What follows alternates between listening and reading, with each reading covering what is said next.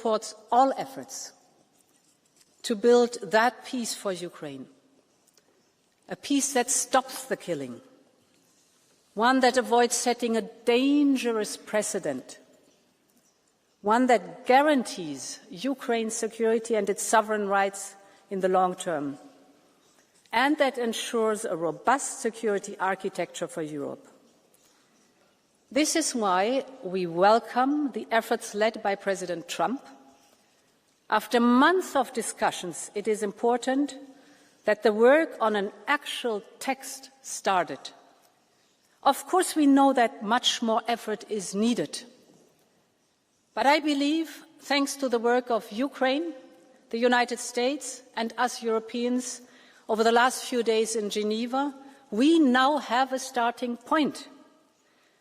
Our united front, our single voice, and our shared sense of purpose must continue to guide the work at European level. And I would like to outline some of the core principles for Europe as we work with Ukraine, the United States, and the coalition of the willing on the way forward. The first priority is that any agreement should deliver a just and lasting peace. And it should ensure real security for Ukraine and Europe. As a sovereign nation, there can be no limitations on Ukraine's armed forces that would leave the country vulnerable to future attacks. And this is as much about deterrence as it is about Europe's security, because Ukraine's security is Europe's security, so Ukraine needs robust, long-term and credible security guarantees as part of a wider package to dissuade and deter any future attacks from Russia.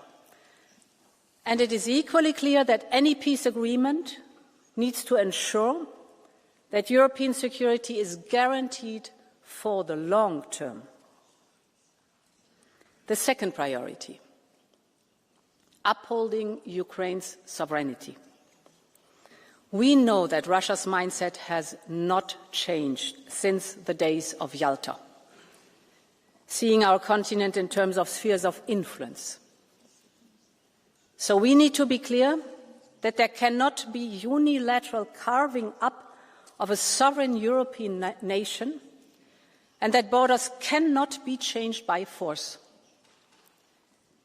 If today we legitimize and formalize the undermining of borders, we open the doors for more wars tomorrow, and we cannot let this happen.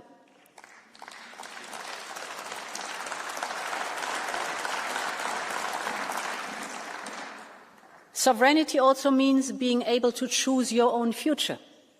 Ukraine has chosen a European destiny that has already led to partial integration in our single market and our defence industrial base, and this is only the start of a journey.